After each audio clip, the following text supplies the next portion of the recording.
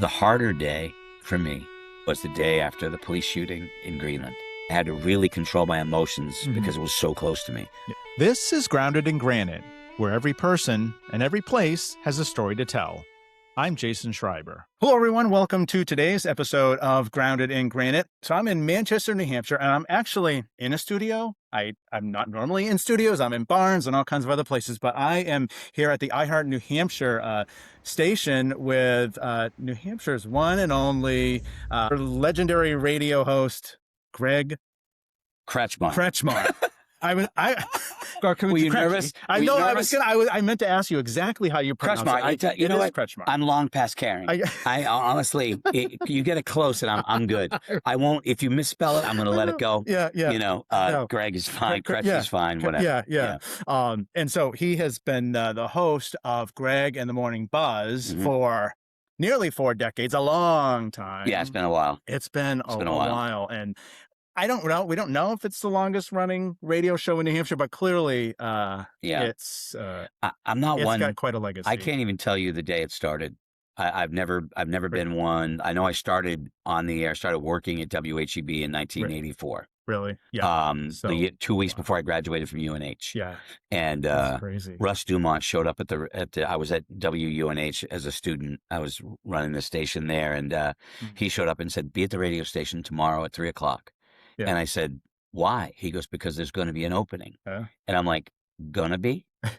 And that was my first introduction to radio. I was sitting in the waiting room when the guy who got fired walked out right past me. And then the boss came out and said, "Come on in." And I got the job. But that was an interesting first day on the job. Wow. Yeah.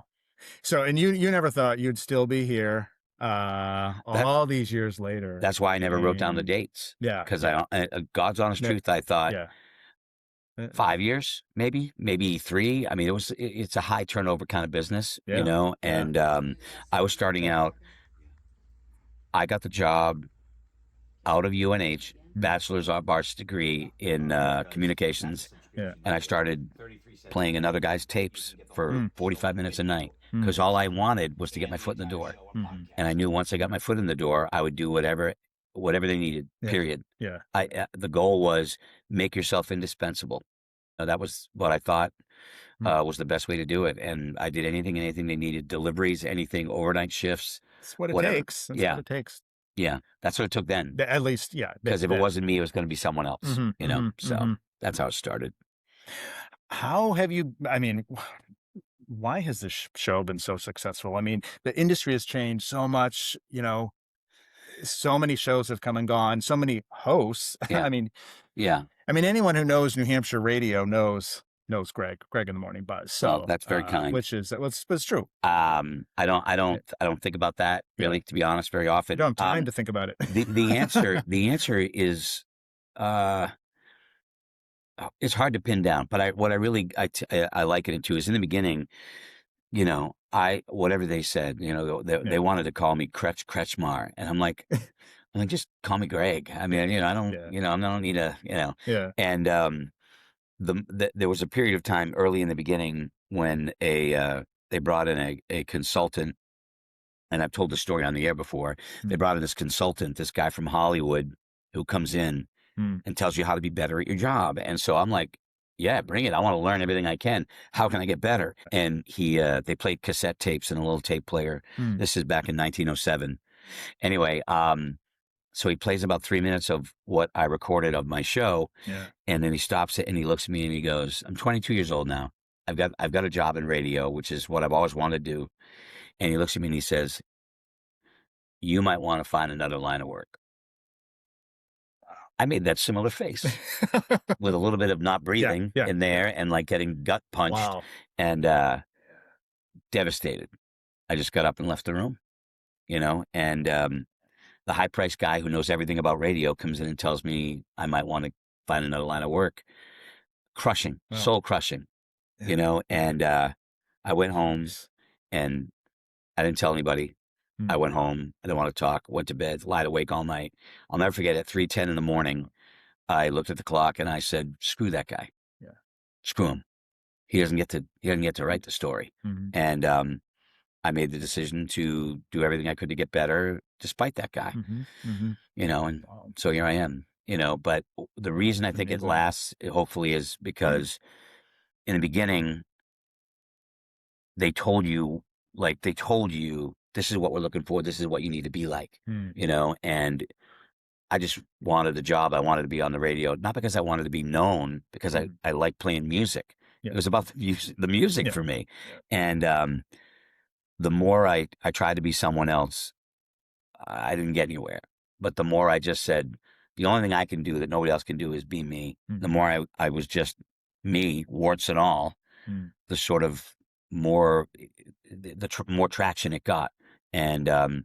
just things started to grow from there. So once you became authentic, at least I think that's the only thing I can say that I've done that somebody else hasn't, is just be me, and surround yourself with people Mm. that can be themselves Right, on the right. air, which is I hope that's what makes people Mhm, listen and stay, mm, is that we are who we are. right. We're New Hampshire, New England people, Mhm, and I think New England can smell a fake from a million miles away. So, mhm. long answer to a Yeah. short question. No, no, but, no, it's important. I mean, it's an important background and Yeah, how this, and you grew up in New Hampshire, did and so was this Summersworth. Woo! Somersworth? Yeah, yeah. And so was this kind of your dream? Like, as a child, did you think, "I wanna be on the radio?" Yeah, Like I listened to the radio. I mean, I had 4 sisters and a brother, mhm. and I was kind of in between them. My brother was much older than I was, Yeah, yeah. and I listened to the radio all the time, and I love music. Mhm. So that was Yeah, my connection to music. I yeah. wasn't going to see shows and live music, Mhm. so I always wanted to do it. There was never anything else. I always knew this is what I was gonna do. Hopefully, And so did you think you would just be playing music, or did you think that you would end up running no, a show no, and talking and spending hours no, talking? no, no, 'Cause no. ugh, What it is and what I thought it was yeah, are two it's 2 different different things. things, Two yeah. different things. Oh my gosh. No, Yeah, basically, when I first started, I was playing music on the overnights, and I love doing that. yeah, Just playing music and just trying to keep everything moving and not yeah. revealing anything really personal on the air, um, and then it kind of morphed into something else. And I did a couple of shifts, afternoons and overnights and Mhm, weekends, um, and then one day I sort of got involved with a morning show, Rising with Jim Rising and Fran Lane. They were awesome, and I did movie reviews. And, mm, that's when I could cut loose and, sort of be me and try to, let my personality show, and they were pretty popular. And, then they asked me, after they left and another show left that didn't work, they asked me if I'd do mornings, and I said, "No." really? I said, "Yeah, no, Okay, no, no." I said, yeah, it's a grist mill, chew them up and spit them out," yeah, and, yeah, 8 months later, they asked me again, and I said, "I'll do it if if you're gonna fire me in 6 months, I get my old job back." 'Cause I don't wanna leave radio. I yeah, may not be the morning guy, but, yeah. I don't wanna leave radio, and, yeah, that was it. I never looked back. It was a long, long journey. I was gonna ask what your if you can reflect on your best and your worst day here. I don't know if that's, can It's you hard. It's hard.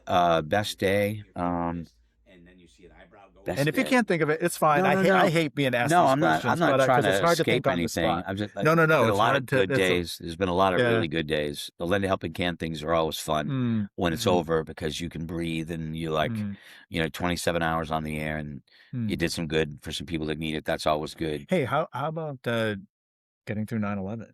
Yeah, nine What eleven. was that's That probably your was toughest time of trying to be funny, but yet it was a balancing beam. Like, mm, we were on the air that day, and the newsroom was around the corner in the old building. We didn't have a TV in the studio, mm, and it was 9 o'clock, and we were getting ready to play a game. And then at 9:08, or whenever it happened, I walked into the newsroom while the song was playing, and I saw that a plane had hit the tower. And at first I thought it had to be a Cessna, mm, and clearly it wasn't.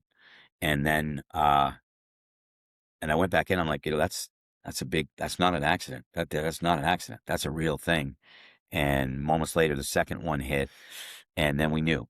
Then we knew. And you're like, the only thing I cared about was being calm.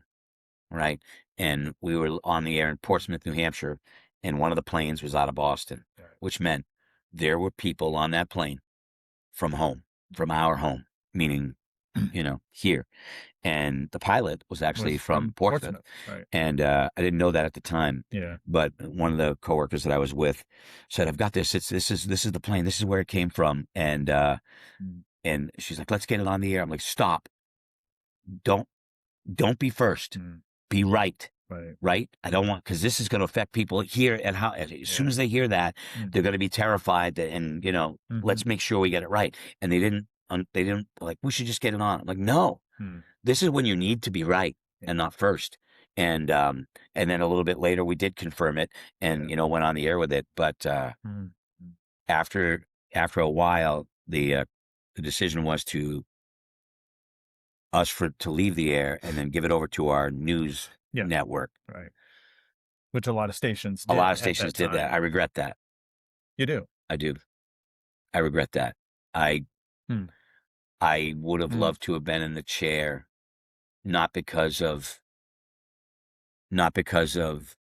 seizing a moment for my own thing, but just getting through that together in a calm way, you know what I mean, kind of thing. I felt like a responsibility, to do that.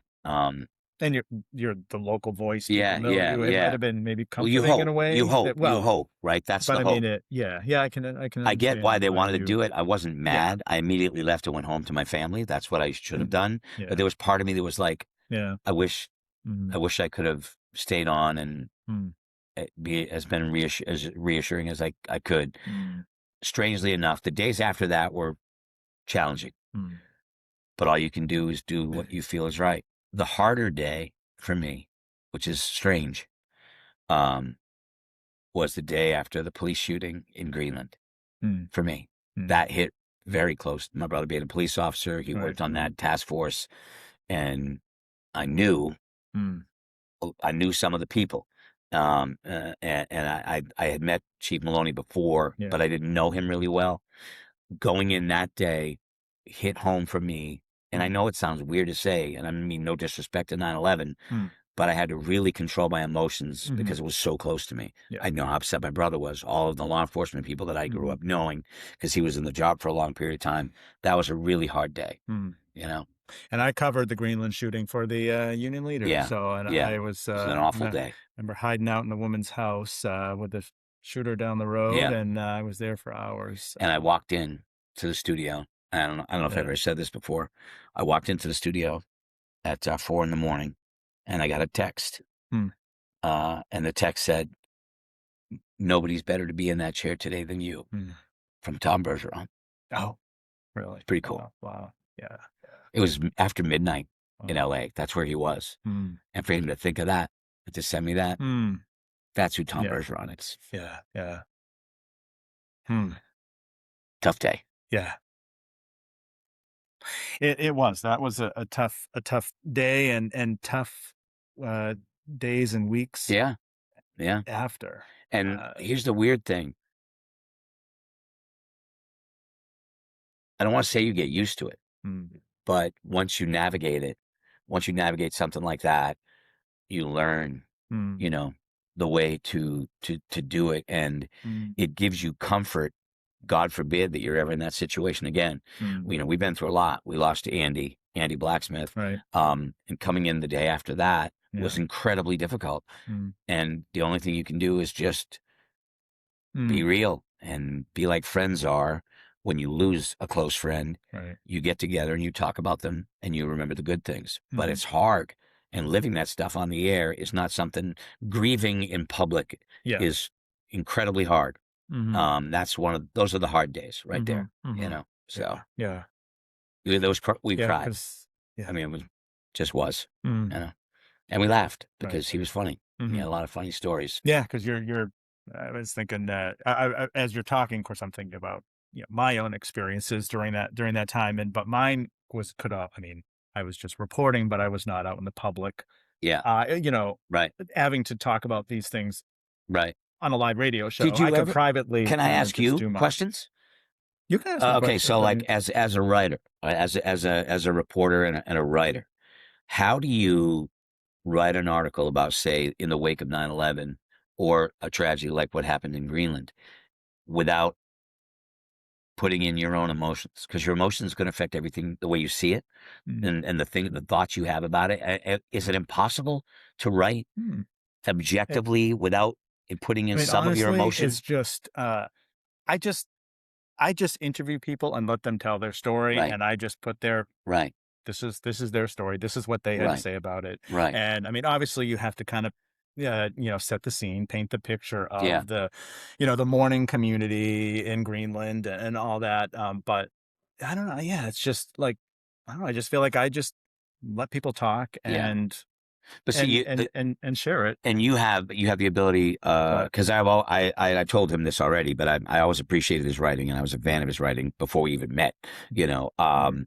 and being able to write down your thoughts and organize them and then rephrase them, is something that is great about Yeah, writing, yeah, where you can really get it to be the way you want. hmm When you're live and you yeah, start down a road to yeah, talk about something that's really, yeah, I get emotional. yeah, I yeah. No, that's cry. a whole different Yeah, ball it's of a whole ball of wax. Yeah, wax, yeah, yeah. and it's such a tightrope hmm because hmm if you speak and you say the wrong thing, Yeah, yeah. somebody can remember it in a hmm way it was never intended to Oh, be. So it's I would terrifying. not want to have been It's sitting in terrifying. your chair during those Yeah, times. it I was mean, tough, yeah, yeah. but I mean, I wanted it to be I wanted it to be mm, me mhm, mhm, because I was very sensitive to that mhm, emotionally. mhm, I didn't have an agenda about any other thing other than the people listening at home, mhm. and wanting to make sure that Right, they, right. I don't know, to reassure them, I Mhm, guess, mhm. Yeah, So, yeah. yeah, I mean, for me during that time, I knew a lot of these. I mean, I yeah, know a lot of police officers over the years, and I just, it was tough showing up at these scenes and seeing the officers who I know on a personal and professional yeah, basis just this is yeah, their guys and you want to get the story for you want to go right up and yeah, ask some questions, but I'm like, I got to back off and I just got to give them space, and when they're ready to talk, they'll find me. yeah. And That that's community, kind of how yeah, it that's worked. law enforcement. Same with firefighters. Very, very Yeah. tight knit community. And after, I think the night Mhm. after, they had a get together at the Holy Grail, and Yeah, they invited I me. went, yeah, I was there. I was there I too. was Yeah, there, yeah, that's and funny. yeah, Yeah, right. Yeah. it was beautiful. Mm, It was a beautiful night of mm, um, grieving and mm, healing and mm, sorrow and joy all in the same place, because mm, the stories came and there was mm, laughter, but there was also, it was also very difficult, but mm. it was a beauty in it, Yeah, that night. yeah, yeah, So yeah. Mm, I'm an emotional guy. yeah. Sorry, I am sorry. No, that's Yeah, that's not a bad thing. yeah. It's not a In this room, it is. I know. Well, that's the funny thing Yeah, about because I mean, you can joke around and all this, yeah. but that's I've there's a always lot more to you than just Yeah. Well, making I've always jokes. thought that. Like you see a comic actor like Robin Williams or Jim Carrey, and then also they do a serious role, and I love that. Adam Sandler, another one of Yeah, those guys, right? Like, I know that mornings you're supposed to be funny. We just worry about having fun, and yeah. if it's funny, great. But that's Mhm. not everything has to be funny. But also, you have to be able to be a human being, and Yeah, sometimes we talk about emotional things, and sometimes yeah. I get emotional. That's just who I am. Mhm, mhm. That's just who I am. Yeah, So, yeah. Are you the most emotional out of the crew, yeah. would you say? Yeah. Yeah, without question. I cry on a That's dime, funny. but Yeah. I didn't before I had kids. Once we had Kate and Tyler, then it Yeah, was the like kid, it was the big wake up call. it does change you. Yeah, yeah, yeah. Yeah, yeah, So, yeah. but I don't care. No. I don't hide it.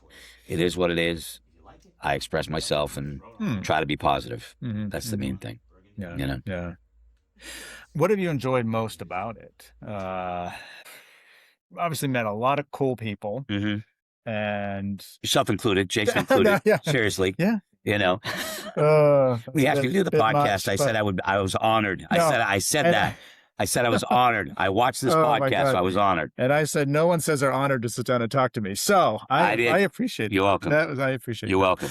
Yeah, I mean, it's probably hard to point to one Actually, aspect that's been. no. It's for me. I enjoy a lot of things about it. It's Mm, not easy. Mm. I mean, making it feel like it's easy is hard.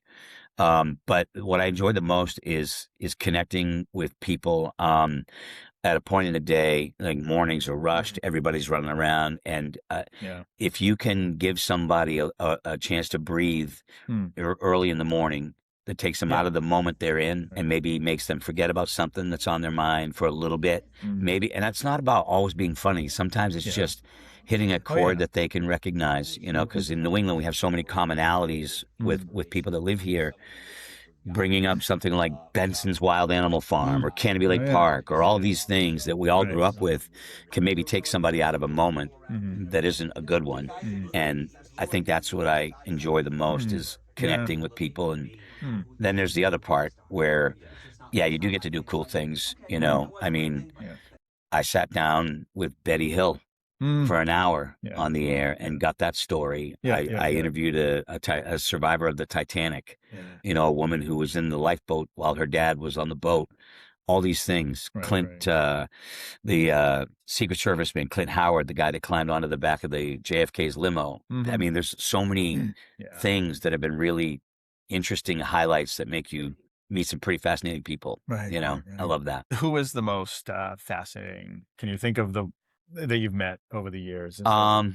Yeah, I mean, if you can think of one. Met, and I've done a lot of interviews where I didn't meet him. I mean, last year I spent an hour and a half on stage with Henry Winkler, William Shatner, doing those kind of things on stage in front of a sold out audience, which is, I mean, Shatner. I mean, come on, Henry Winkler is one of the nicest people ever.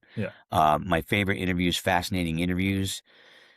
Eric Weimrunner is a guy who is he climbed Mount Everest, and he's completely blind. And he was the first blind guy to summit Mount Everest. And it was a fascinating interview that I was just so taken with. There's a documentary about it. It's filmed in high definition, one of the first things. It's fascinating. And that sticks with me to this day as being one of the most fascinating interviews that I did. Really? Yeah. And there's bands like, Ozzy, Metallica, all of these bands that I've loved, and Shinedown and Godsmack, all these people that we've gotten to not only just know, but Brad Delp was a friend. I love that stuff too. And some that didn't go so well as well. Had some of those. Can you share one? You don't have to, but no, I don't if mind. You want to I'll share. spill. I know you tend to share. I don't care. So, someone difficult, like an interview is a two-way street, right? Yeah. You ask and the interviewee gives, that's the best you can hope for. They tell a story, and some people just do it and they don't either do it well, or they're just angry and they don't want to. Frank Sinatra Jr. Is well known for being irascible. And I'm a huge Sinatra fan, Frank Sinatra fan. So I was very excited to talk to him, and they put out a book that the family endorsed, for his 100th anniversary or whatever it was. And I started with him. So it's great to talk to you. And you could tell he was in a bad mood right off. And I said, I love that your family's involved with the book. I'm not involved with the book. Jeez. And I'm like, I'm looking at it. It says, right, I don't care what it says. And I'm all of a sudden, now I'm on the defensive. And I'm trying to speak well of his family. And finally, I just, you know what? Wow. I'm good. He was awful. But for the most part. You've had great luck. I've had great luck, So, Greg, walk us through like a typical day for you. What is your day like here? 3:10. The alarm goes off. I showered the night before. Not that you needed to know that, but anyway, because in the morning, so you're showering before you come. I'm up much. And I'm downstairs by 3:20. And coffee in hand, I'm out the door. And so I get here at about 4:30, a little before then. Okay. I do all my pre-show stuff. I get everything ready, go through the news, get some audio clips, do those kind of things. A lot of shows have producers that do that. So the host walks in and it's handed to him. I do it. You do it. Because why farm out something and tell somebody what you want? I'll just get it myself. You just want to be in control, though? It's not so much that. Okay. It's just that I'd rather put the money that pays for that into the people that are with me on the air. You know what I mean? Right. So get ready for the show. Show starts 5:30, goes till 10. And then 10 o'clock, we do a quick Facebook Live hit, then we do a podcast that takes up probably till 11. So we've been doing basically content from 5:30 in the morning until about 11, and we don't repeat anything. It's all straight content. I'm not saying it's good. Yeah. All good. It's not. It but, is. Sometimes, Yeah. And then post-show production, commercials, videos, things like that for social media. And then home, I don't nap. I don't take naps. I've started to take like a 1 hour, shut eye on the couch kind of thing, like later in the week, because it kind of catches up to me. Yeah. Home, do something with Valerie, dinner, and then from 7 to 9, I'm back in front of the computer, prepping for the next day. Yeah, I was going to say, there's got to be so much prep work. It never stops. It never stops. I don't know how to constantly have stuff to talk about well, for hours. One of the things about what we've done with our show is that the content comes from your life, right? Like I don't want to read a story and, hey, here's a bit. I want to talk about, I had the craziest thing happen this morning on the way to work, or those kind of things and I think that's what people can kind of understand. Right. Maybe something happens with Valerie and I, or we have an interesting conversation, or maybe I screw up as a husband, which I sometimes do, apparently. Valerie doesn't. She's perfect and I love her. But no, those are the things that I think that where we probably excel and do more of than most. But that's warts and all. So there are some days where people are going to go, you're a jerk. And they're not wrong, but that's a lot of what our show consists of is lifetime stuff. And then we involve the listener and the audience as much as we can to make them feel a part of it, So, and that's pretty cool, when you get people to call in, because it's a nerve-wracking thing for a lot of people to do. Oh, yeah. But that's a normal day. Sometimes try to be in bed by 8:30, but sometimes last night it was 10 o'clock. Really? So. You don't get a lot of sleep. No. Average 5 to 6. I try to go for 6, maybe 7, but never more than 7. And I'm not recommending that. Don't do that. And you're not a spring chicken anymore, right? No, I mean, no. you're to have that the mental, like the bandwidth, and all that. As you get older? I'm a Tyrannosaurus Rex. I mean, we can say it. Dinosaurs, I'm okay with it. Whatever it is, what it is. I don't think you've slowed down at all. So I'm not suggesting you've slowed down because you've aged. I'm just saying, I don't know how you do it. Yeah. Well, it's funny because there's a natural energy that I have, where a lot of stuff just comes to me. And I look at the world like with a head tilted a little bit. And I really exist in the minutia, the little things that, little details, how you load the dishwasher, all these things are potential things that people can identify with. Because I never knew that's true. At 50 years old that apparently I've been loading the dishwasher wrong my whole life. And Valerie knew exactly how to tell me how it should be done, little things like that. But thinking about it, you're always thinking about the show and how things can play, if you want them to. Now, that doesn't mean that I'm not present in the moment that I'm in, living life with my wife and my kids and my friends. I love that stuff, but I work with great people, you know what I mean? Like Roadkill Kelly, Laura, Kayla, Erica, awesome to hang out with. And a lot of radio shows aren't like that. I'm not saying they're not good. I'm just saying that you're going to do a show together. They've never met. But we kind of grew together. We've been through a lot of stuff together, very difficult times. And that just makes you stronger kind of as a family. And that kind of makes it easier to sort of consistently come up with stuff because stuff happens to them too. And I mean, having the right chemistry, I mean, that probably over the years, I've been through variations. Yeah. Some worked and I got along with everybody, but some people were just not. They either didn't want to commit or it wasn't right for them or maybe, somebody thought, maybe it just wasn't working out and the management made a call or so. But with with Laura and Kelly, Kayla and Roadkill and Erica, I chose them not because of radio experience, but I chose them because would I hang out with this person? Would I talk to him? Because basically what you're doing is you're talking to a stranger. Like you in the car, you're talking to a stranger that doesn't know you.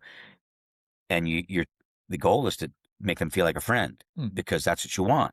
And so you want to be with people that you can have a conversation with, and we can tease each other, and we are merciless at that. Yeah. And like a family. I want it to be like a family. I want it to be like you can count on me. I'm gonna show up, and they will show up as well. Like when it gets hard, when life gets hard, your friends show up. And that's the kind of show that I've always wanted. And, these guys just fit in naturally, which is really key. Chemistry is everything. It's everything. So they're fun to work with. Doesn't mean I don't want to kill roadkill sometimes. It happens, I get it. Yeah. You get it. I know. You get it. You know what I'm talking about. Well, I sat through the part of the show this morning. So, but I was just amazed at just the constantness of this show and what goes on. It's 100% a team. It's 100% a team. I can't do it. I wouldn't want to do a show. I couldn't do a show on my own ever again. Once you get into a group vibe and you can kind of, it's like a safety net, I mean, because you're with people that you care about, that care about you, that aren't going to hurt you or, we talk about everything in our lives, and we also know what's off limits, so it's a real trust thing. I kind of liken it to a theater production. Like you fall, I fall. If you screw up, it affects the whole show. So I'm going to help you not screw up, and you have to help me not screw up. It's kind of that mentality. So have you ever thought about what, if you weren't doing this show, what life would be like? I mean, this is just your life. So you don't have time to think about, if I wasn't doing this, I'd be. Yeah, I don't. I mean, right now. Well, you'd actually be taking photos. Yeah, I do. I would do photography. You're an amazing photographer, which thank you. Talk about. Thank you. But I don't want that as a profession. Yeah, that's my therapy from the job. Yeah, but I don't know what I would be doing. Yeah, I really don't. Because this just sort of has been ingrained in me since I think I was a kid, and my grandfather put me up on top of his refrigerator and asked me to tell a story. Yeah. And I made up stories. So ever since then. And the industry has changed a little bit. More than a little. Bit. Do you want to talk about what you've seen as changes and how much?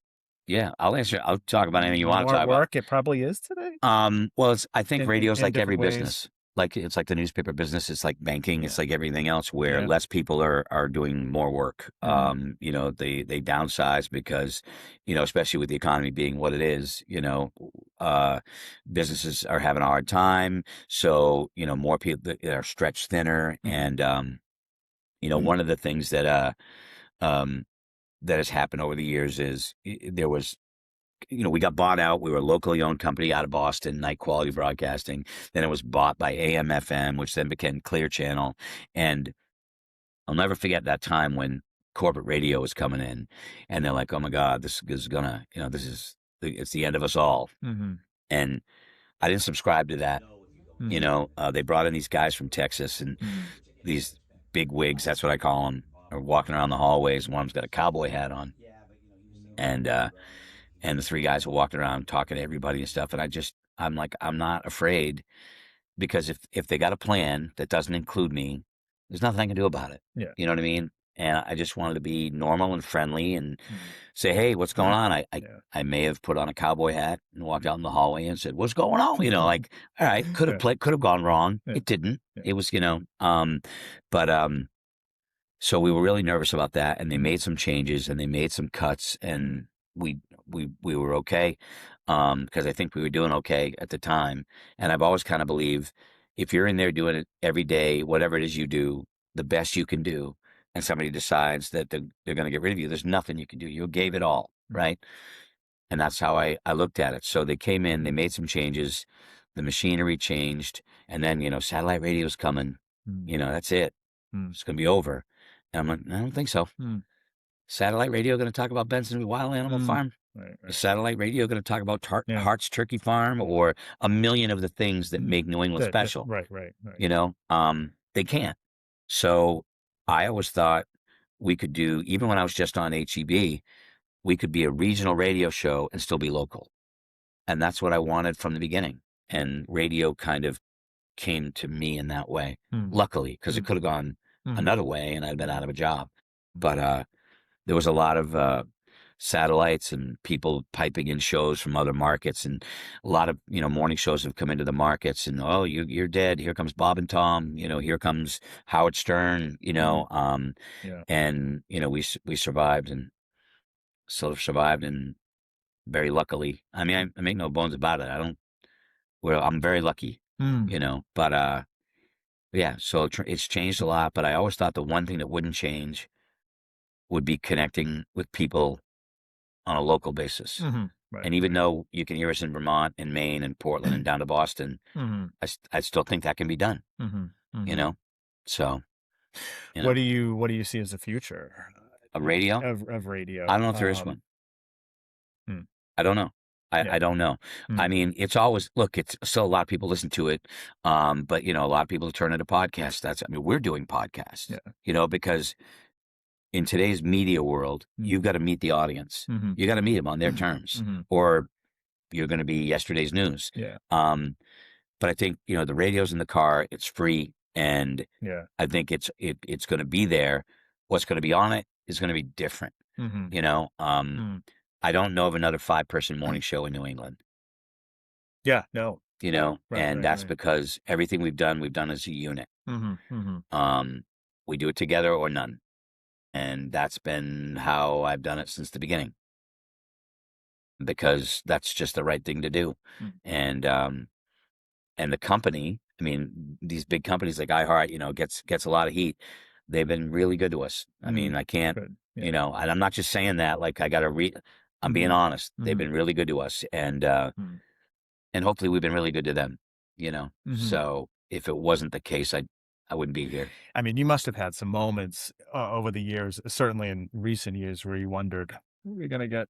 We still going to be on the air in another year or two, or Yeah, just as you look around at the climate normal. Yeah, and the you would think that changes, like you would think that, like, what's going to happen, but yeah, I don't think that way. yeah, I don't think that it's way. the attitude to have. Yeah, I mean, if it ends You, tomorrow, then it ends. yeah, but it's not going to end tomorrow. We No, don't I think so. I I don't But I don't think it's gonna, but I don't get freaked out because I've been through it so many times. Takeovers, what are they gonna do? They're gonna make changes, Mhm. and all Mhm. I do is put my head down and do the work. Yeah. I'm not a Mhm. drama guy. I'm not a kicking doors down and thinking Mhm. I'm all that in a bag of chips. I'm just, Yeah. let's do the work Mhm. and then go home, Mhm. Mhm. So, yeah. I don't know how much longer. Yeah. I don't know. That's Mhm. always a question. When are you gonna retire? Well, I was gonna say, what is Valerie? Does she ask what? How much longer are you gonna be doing this? Newly How does she survive? I should have had her on here. Yeah, That would have been really right. fun, Yeah, probably. yeah, yeah. What? Uh, What is she? Valerie's awesome. Yeah, She's great. she's supportive of. She's newly retired. Yeah. Oh, And she is. she Yeah. we became friends when I was already doing radio. Mhm. So that's all she knew me as, Mhm. like, not because Yeah. I was on the radio, because she worked at the convenience store out front of the Yeah. station. That's how we met. That's how you met. Yeah. So, Funny. no, she's Yeah. loving retirement. Yeah. And, Good. when you retire, a lot of people retire from a job they don't like. Mm. They can't wait for that day to come. Mm. But I like the yeah. job. Yeah. Yeah. And, I think we're still doing it all right, Mhm. so, yeah, I don't think Mhm. about it. There's no date in my head. That's an honest answer. I don't have a Mhm. date in my Mhm. head. If it became really difficult, meaning is if the company started making it really difficult, Yeah. that would greatly influence my decision. Mhm. But they leave us alone. Yeah. Yeah. They leave us alone, Mhm. Mhm. and, as long as the audience is there, I mean, I got a few more in me, I could say that. Mhm. And how do you deal with critics? I mean, we've all got critics. Yeah, yeah, yeah. Yeah, yeah. How do you, Well, yeah, everybody's or entitled to their opinion, and I don't think. and there are people who just diss radio today. Yeah, yeah, Oh, yeah. radio is such a has-been, Yeah, whatever, it has but been, whatever, you could say that, and you could say that, but, all of these things, Mm. my early demise has been predicted many times, Yeah. you know what I mean? So I don't. Yeah. Yeah. Criticism is criticism, Yeah. Yeah. I prefer constructive criticism, Right. Right.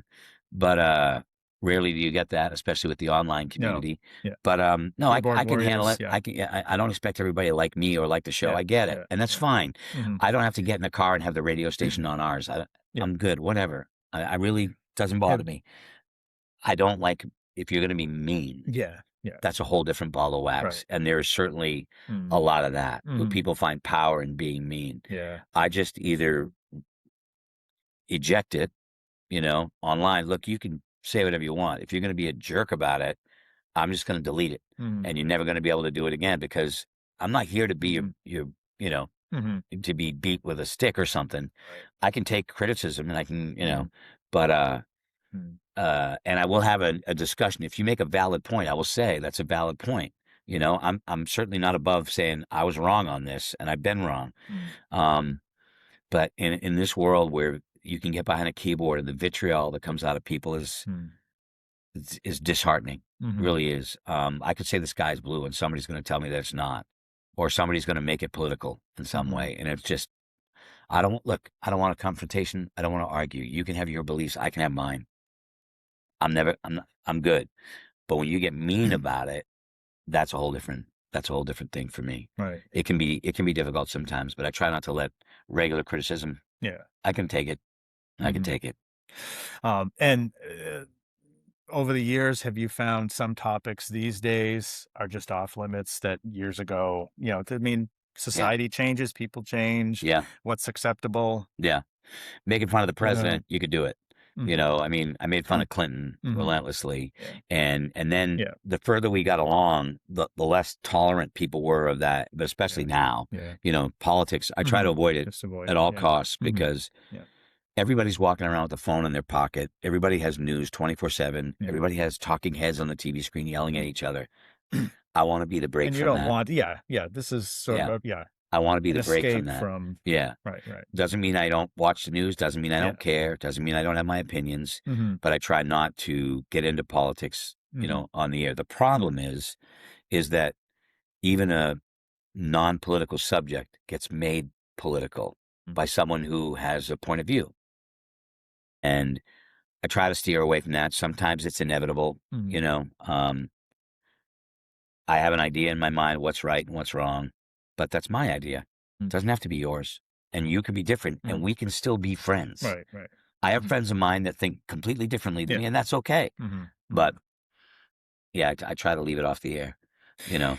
And I mean, social media is a whole Hmm. another, Hmm. uh, and it, do you feel like people you're so much more accessible to people now than years ago? I mean, Yeah, you, yeah, you're corresponding with people like probably 24/7 on various yeah. platforms. It's And it's whereas years ago you didn't. it's crazy. It's intimidating, and it's awesome.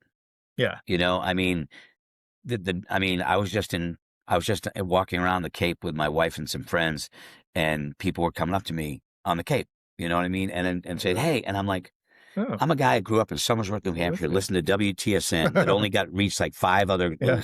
if I saw one of the DJs from there, I'd be like, "Oh," because you never saw them, you Yeah. didn't know what they look like. Yeah. But now it's different, and I've Yeah. been on the air for a long time, Yeah. so, You're uh, known. People but know but you. social media kind of has that great thing about it, Yeah. where it can be a Yeah. community, Yeah. where a lot of good can be done there, and you can, Right. reconnect and share things, but it's also got that other Yeah, it's downside, such a, yeah. which is hard, Mhm. which everybody now, there are people that Yeah. create pages just to go on and be contrarian or argumentative or just downright mean, Mhm. Yeah, yeah.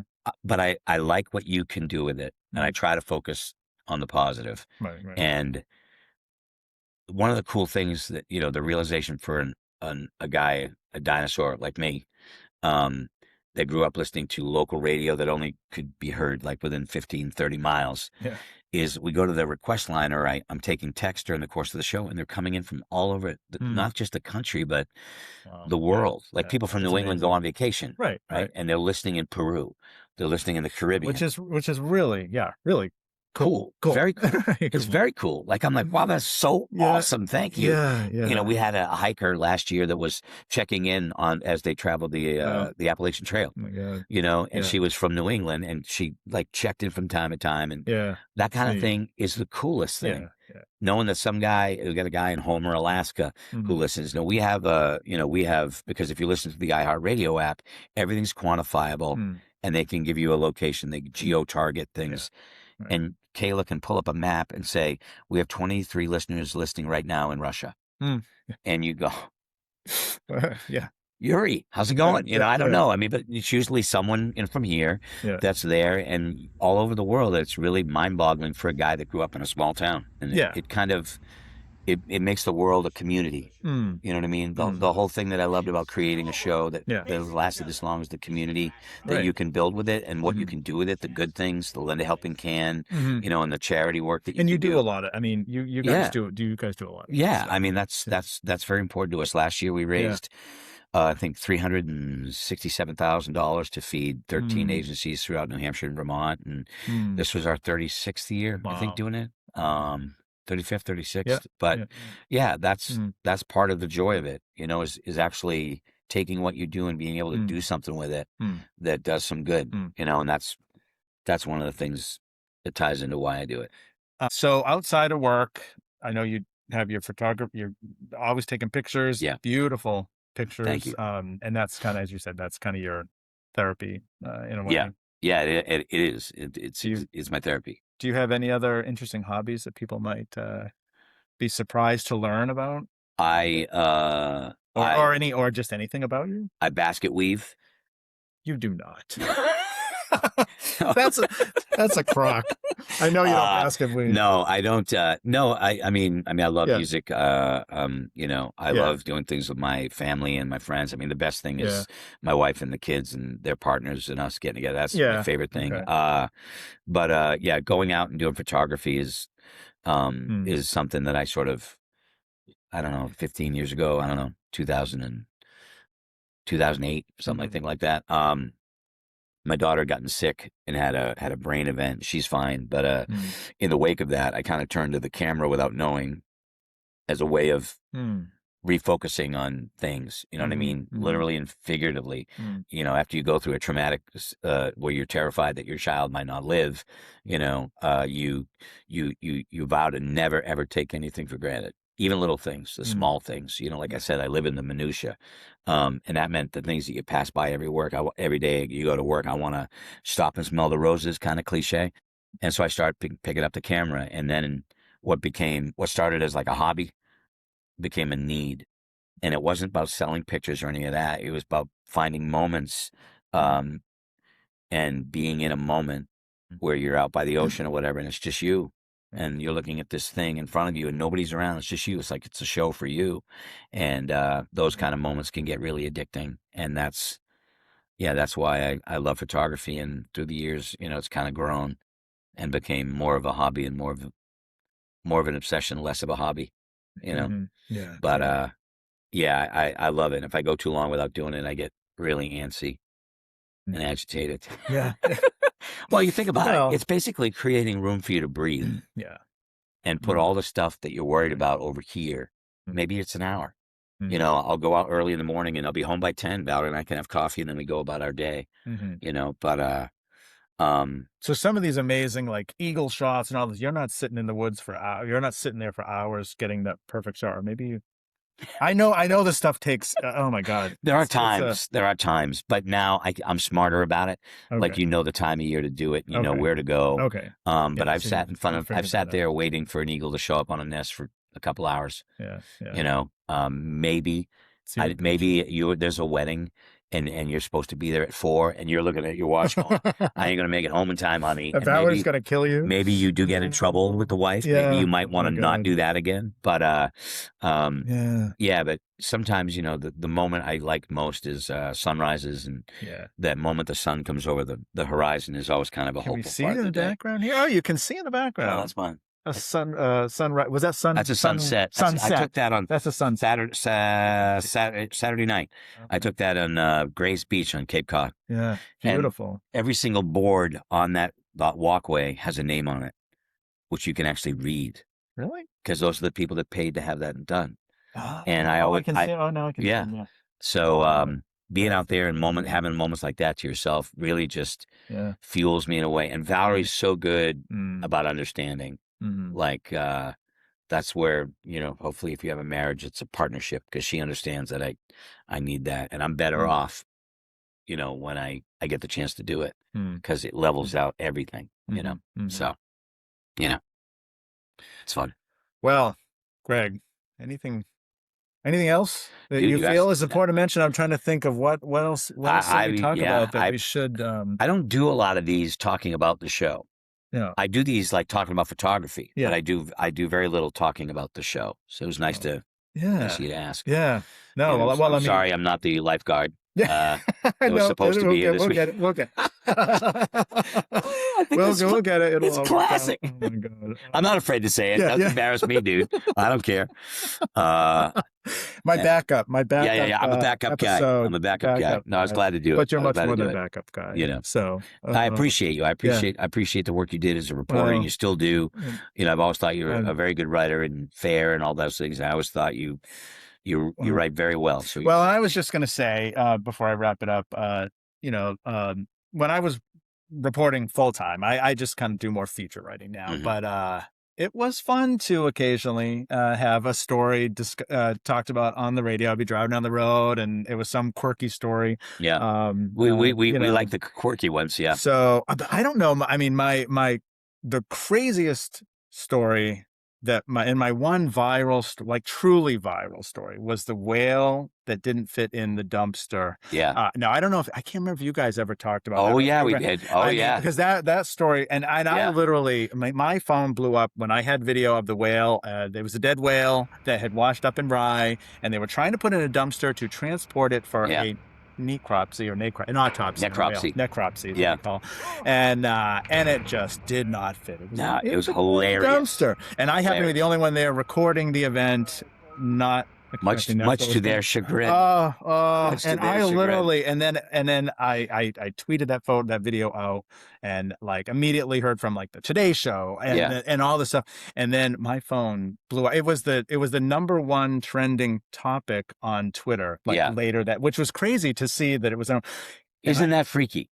The fact that you in Rye, New Hampshire, just covered up and then it became that level of a viral video. I mean, I don't think I've ever had one like that, but viral video is crazy. Like that was, I mean, I've had others, but that was the one that was like really the true viral. And, I had to go up north to my cottage to escape I had to shut my because I didn't want to do any interviews. Paparazzi, dude. Well, I didn't want to. I don't know. I wasn't about doing an interview. I didn't want to be interviewed about it. I was just like, you don't want to be the story. I didn't want to be the story, and I had all these, radio shows in L.A. contacting me, to do interviews, and I'm like, I just shut my phone off. Yeah, like I literally went to my cottage in the mountains. Yeah, and I just because I couldn't even deal with. Yeah. It's a lot. I mean, maybe today I would have done. Maybe I would have done all these. But you're not. I didn't at that time. I was just. You're not in the middle of the job. I know. Like when it's always about what's next. That was yesterday. What's next in newspaper and in radio? What's next? What's next? What's next? Right. So, there's no time to sit back. But that kind of attention can be intimidating. Yeah. So I've been part of that wave. Oh yeah. Calling people and saying, hey, So true. Oh my God. So. Well, Greg, I really appreciate you. You got a lot going on here, and I know you got more work to do. You got to get ready for tomorrow. So I don't want to take up more of your time. It's Thursday. I really stopped caring once we get to Thursday. That'll be tomorrow for here. Okay. Like, wait, was it that? Maybe it is Thursday. It's Wednesday. It's Wednesday here, but you're seeing this on whatever day. Yeah. So Monday. It'll be Monday. All episodes are Monday. So, Greg, thanks again. I appreciate it. And so until next time, remember, every person and every place has a story to tell. We'll see you soon. Thanks for tuning in to Grounded in Granite, where we celebrate the people, places, and stories that make New Hampshire home. If you've enjoyed today's episode, make sure to follow Grounded in Granite on Facebook, X, TikTok, and Instagram for behind-the-scenes clips, photos, and more. Subscribe to the Grounded in Granite YouTube channel to catch full video episodes. You can also find Grounded in Granite on Spotify, Apple Podcasts, Amazon Music, and iHeart. Until next time, stay curious, stay connected, and stay grounded in granite.